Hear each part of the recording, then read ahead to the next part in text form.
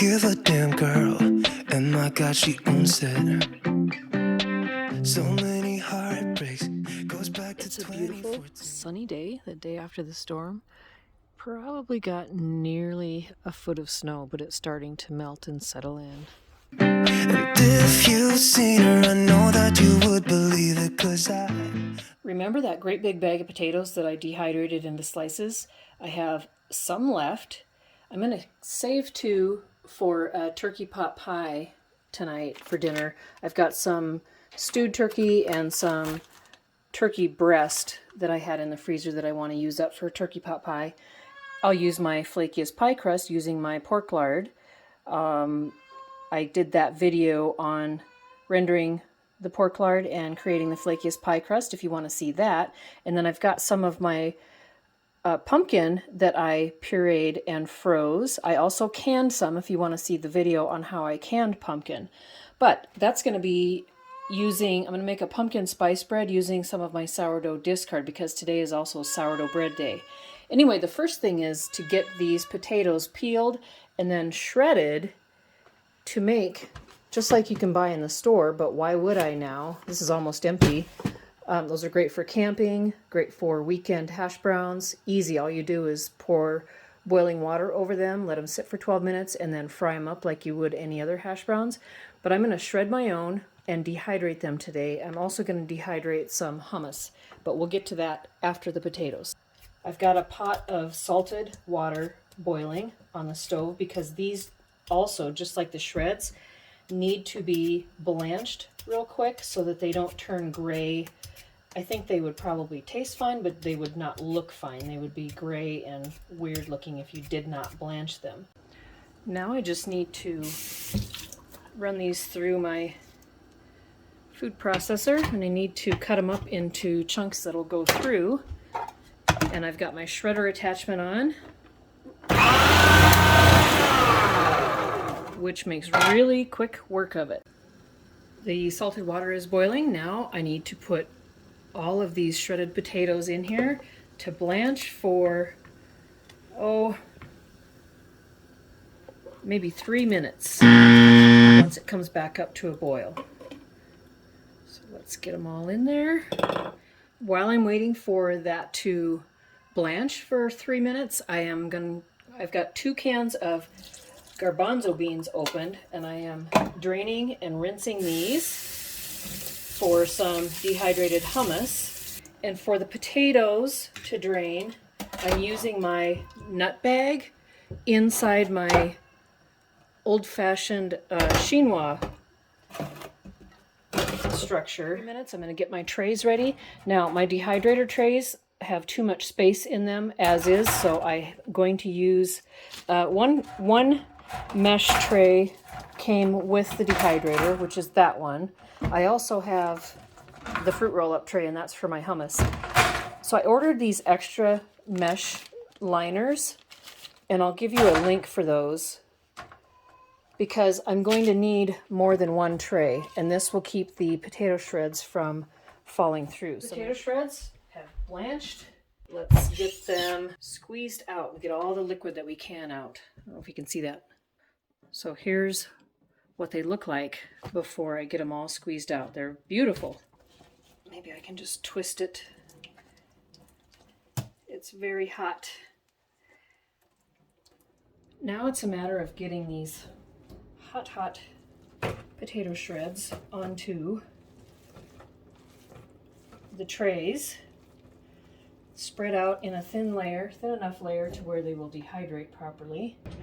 Let's see if a spatula will help me spread them out.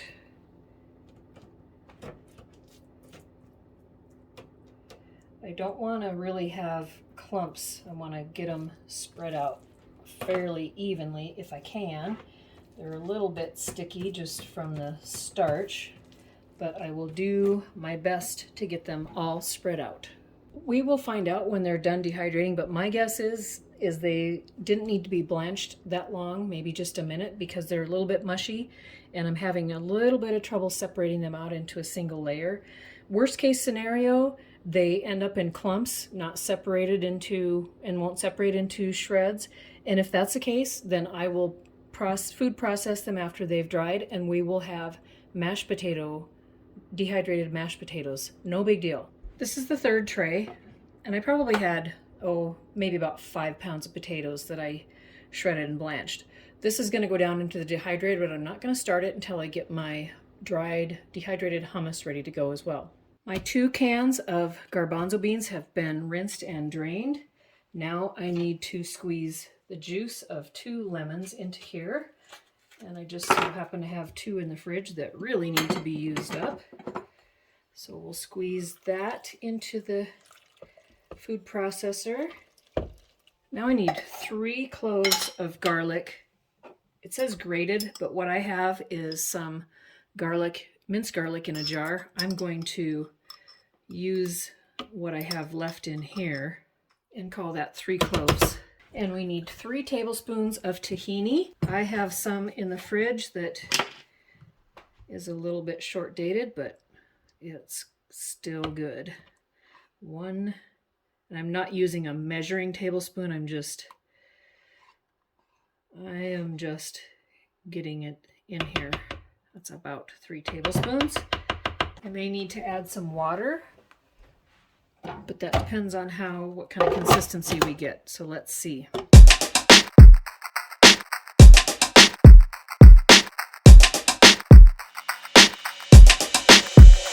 Toma.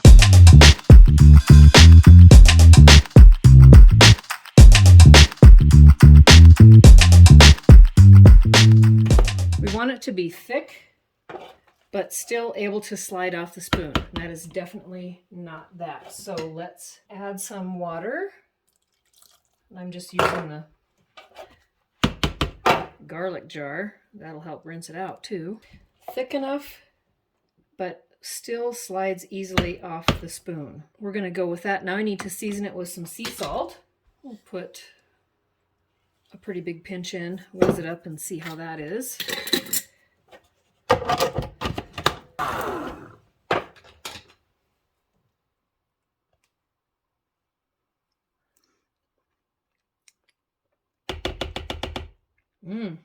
I think that's pretty good.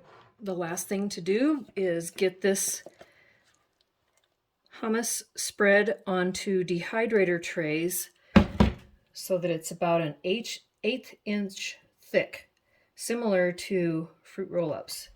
I'm using my cute little flexible spatula that I got with my extra fruit leather trays that I ordered, and I may need those. We'll see. Although this recipe is in the dehydrator book, so if I followed it properly, I would think it would fit into 1 tray since it's their recipe and they only include 1 tray. We will find out though. I've got the fruit leather tray that came with it filled, yet I still have more. So I got the rest of that hummus onto 1 tray. This is one of my aftermarket trays that I added on. I'm gonna set it at 135, which is perfect for the hummus, and luckily both things take about the same temperature. Check it after 4 hours for the hummus, and then I'll let the potatoes keep going. Now, once it comes out and it's completely dry and crumbly, I'll let it cool, and then we will put it in the food processor and pulse it until it's a powder. And then we can store it and then just rehydrate it using some water and some olive oil mixed in, and then a little bit of olive oil on top. I keep my extra mesh trays or mesh liners and the extra fruit roll-up trays in bags because they're silicone and the material's kind of grabby, which to me seems like a dust magnet. So I keep them in bags, but let's get this down to the dehydrator for 4 hours. I love having a nearly full dehydrator.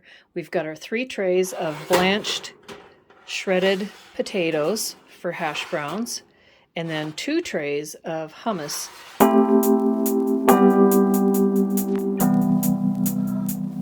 Next up, and I hope I'm going to get a break at some point here today and decide to quit, but I'm going to make that pumpkin bread with my the week's sourdough discard. I am first getting all my ingredients out, and one of those is my stash of pecans foraged by my friend Jeremy. Thanks again. So I'm going to crack some of these. The recipe calls for walnuts, and I am not a walnut fan, so I'm happy to do some of these pecans. One more thing before I show you the rest of the ingredients, but the recipe also calls for raisins. I have these dehydrated blueberries that I made last fall. It calls for a half a cup, so I've got maybe a quarter cup of these dried blueberries. And I'm just going to pour some hot boiling water over those to let them soak for a few minutes while I get the rest of the ingredients. This is a King Arthur flour recipe. I use a lot of their recipes. What we need is a 1/3 cup of vegetable oil, and I'm using avocado oil. I don't use canola oil anymore. It's either avocado or olive oil in my house. I need a half a cup of granulated sugar, and I get my sugar from Azure Standard. I have a big bag in a bucket. I have a couple of big bags in 5-gallon buckets downstairs. I need to fill this big jar, but there should be enough in here today for this recipe. We need a 1/4 cup of molasses, 2 large eggs. I get my eggs from my girlfriend Erin from her chickens.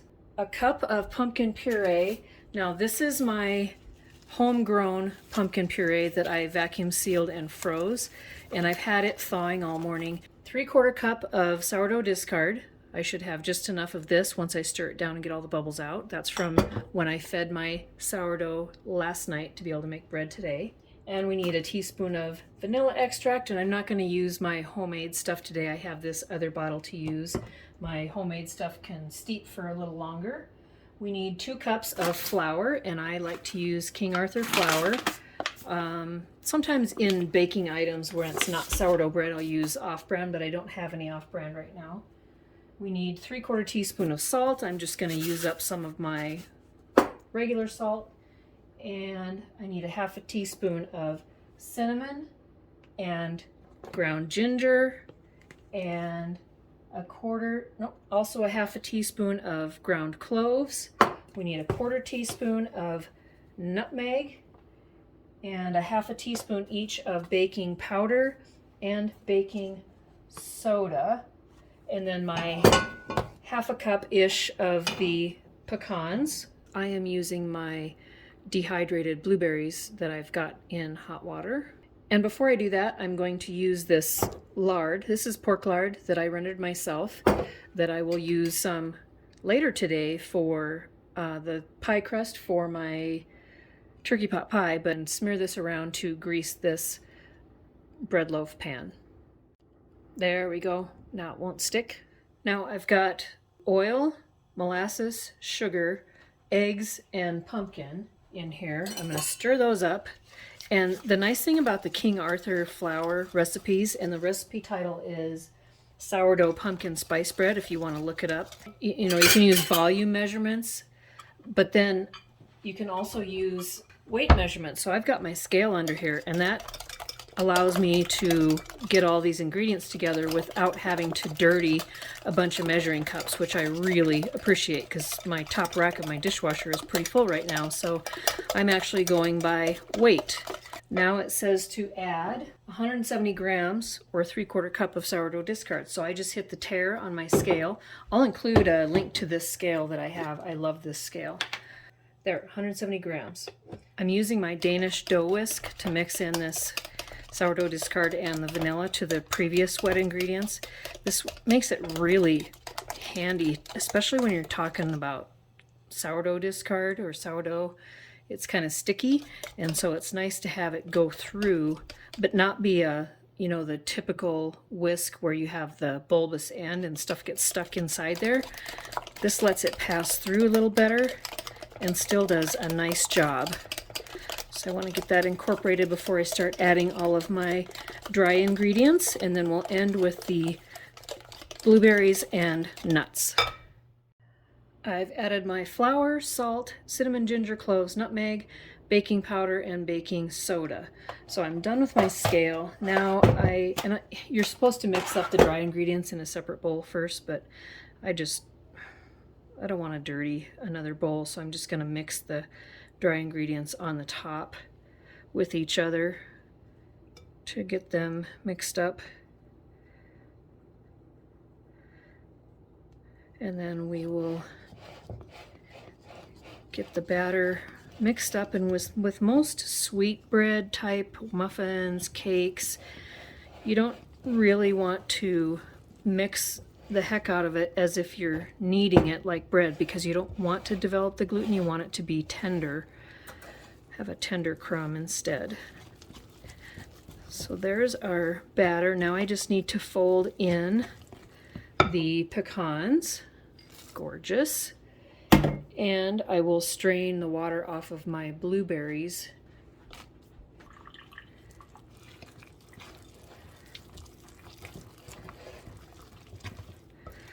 Try to fold, and if I learned anything from Martha, and I learned a lot from Martha Stewart, is that when you fold, you go down the center and up the side to get things folded in throughout without a huge amount of mixing. We want to transfer this batter into the loaf pan, and we're going to bake this at 350 for about an hour until the center, tested with the toothpick, comes out clean. There we go. This is going to be so good. It smells awesome, and I am so happy to be using my sourdough discard again. I've used some homegrown pumpkin puree, dehydrated blueberries that I made, urban foraged pecans from my friend that sent those to me from Texas, and what else did I use that was... Anyway, this is going to go in the oven for about an hour. We'll see it after it's done. And it seems like I'm doing sourdough bread every week lately, but we've been going through it. I'm not going to show you the whole process. I've got an entire video on making sourdough bread, but it's time to add the salt. I'm going to be doing this all day in addition to everything else I'm working on, but I'll catch up with you later. My timer for the pumpkin sourdough spice bread just went off, and let me tell you, it smells so good. I'm going to grab a toothpick out of my crystal toothpick holder from my grandmother that my folks brought last couple weeks ago, and we're going to test it and make sure that it's done by inserting a toothpick in the center to see if it comes out clean. Not quite. I think we need to give it another... Let's give it another 10 minutes. Man, it smells good. Oh my goodness, this loaf is beautiful. We'll test it one more time. I don't see anything on the toothpick, so I'm gonna let that cool in the pan for 15 minutes, and then we'll get it out onto a wire rack so that it doesn't get tough from the steam. Oh, it smells so good. I can't wait to try some.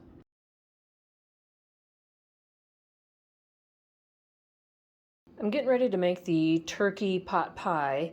First thing I've done is I've diced up a potato pretty small, like 3/8 of an inch dice, because I'm just gonna pre-cook those a little bit in a pan with some butter, and then I will get to chopping up onion, garlic, celery, and I've got a jar of home canned carrots to add. So I'm just gonna fry these up a little bit ahead of time to get them started cooking. I figured this was easier than roasting them, or I could have air fried them. I thought about that, but we'll just make this a one-pan deal. Potatoes are frying up nicely. I gave them their own salt and pepper. Next, I need to add the chopped celery. We'll let that saute a little bit to start cooking the celery down. Next, I will add in my chopped onion, and I had that big onion. I never want a whole onion usually, so I always just go ahead and chop the whole thing and then put half, wrap it in plastic, and then double bag it for the freezer. The last thing I will add to that mixture to cook is some homegrown garlic. I cut this in half after I peeled it and pulled out the green shoot that was starting. You don't want that, it's a little bitter, but the garlic goes in last because you don't want that to brown and get bitter. Things are happening pretty quick here. I am still sauteing this. I've got my pie crust started with a new beautiful jar of my pork lard that I've mixed up. We're going to cut that in, add some cold water.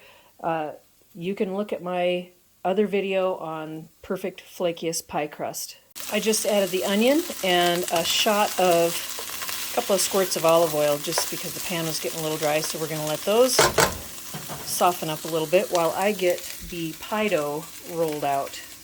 The minced garlic is in. I'm just going to stir this up and let that cook for 30 seconds to a minute until it's aromatic. I don't want it to burn. I've got my pie crust rolled out. I'm going to use my high-sided fluted quiche pan because I want to have plenty of volume for all the ingredients. I've got the top crust ready to go, and I'm going to now just decant all the liquid off of the home canned carrots and add that to the pan real quick. All the vegetables are in. I'm going to give it another salt and pepper, and then I need to add the turkey just to get it warming up, get my oven on, and then I'm going to make a roux to thicken it up. This is clearly too much filling. I haven't even started the roux yet, but this is going to be enough for 2 turkey pot pies. So what I'm going to do is put half of this in a bowl to cool it off, and I will vacuum seal it and freeze it as is for another time. And then all we have to do is add the flour and butter based roux to make another pot pie. This is my second half of the filling, and the first half fits really nicely in that pan. Okay, I have a stick of butter, some salt, pepper, and celery salt in the pan. This I need to add, that's a half a stick of butter, so I'll add about a half a cup of flour and get it stirred up and cooked. That's good and bubbly, has been cooking for about a minute so the flour won't taste raw. And instead of milk, I'm going to add chicken broth. I just have some store-bought chicken broth that I'm adding to this. I don't know, well, I usually use milk. We'll see if I screw this up. Maybe we'll do some of both. But my son's got a little trouble with milk, so if I can reduce the amount, I mean, there's a ton of butter, so it's kind of creating a gravy instead of a roux. It's definitely thickening up, but this is going to go over that turkey pot pie. I'll top the other crust over it and then get it baking for, probably 45 minutes maybe, until it's good and bubbly. Everything's cooked through and warm already. We just need the crust to cook up and everything to meld together flavor-wise. I think that's about right. I don't want it to be super thick and gel up. I think that's just right. I poured that thickened sauce over the meat and vegetable mixture. Now I just need to top it with crust. This is looking really good and it smells amazing. I can't wait. Perfect timing. My oven just preheated to 375. I've got extra pie dough scraps over there that I'm going to use some cinnamon sugar that my son had left over from snickerdoodles he made the other night, and we'll do like I did the last time I made a pie. We'll do our little cinnamon crisps in the oven. I will put my burn guard around this for the first half hour or so and then remove it and bake it for another probably another half an hour, just until it's done. There we go, buttered and a little bit of that cinnamon sugar. These will go in for maybe 15 minutes. And there is our second turkey pot pie. Just need to add roux or gravy and put it in a pie crust for another time. So this is going back in the freezer. While the turkey pot pie cooks, I'm going to cut into this pumpkin spice sourdough discard bread and see how it tastes. It looks beautiful. Very good. What a great way to use my garden pumpkin. And my sourdough discard. Dried blueberries. Very good. Turkey pot pie just came out of the oven. It's bubbling. I can hear it. The crust is lightly browned and it smells delicious. Our little leftover crust butter cinnamon sugar pieces are done for dessert. We also have our pumpkin spice sourdough discard bread is ready and delicious. The only thing I have left today is to bake the sourdough bread in about an hour. And I did other things today too, and I can't even remember what now. But it's just another Saturday for me. All kinds of busy. Oh yeah, it was the potato hash browns in the dehydrator and the dried hummus that's in the dehydrator. I still need to go get those out when they are done. Look at how crispy and flaky that crust is. Oh, can't wait to dig in. It's awfully hot right now, but soon. Steaming hot. The filling's thickened. Flaky crust. No question, the best chicken pot pie or turkey pot pie I've ever made. I think that the difference is I fried those potatoes up first, and that really gave it so much more flavor. So good.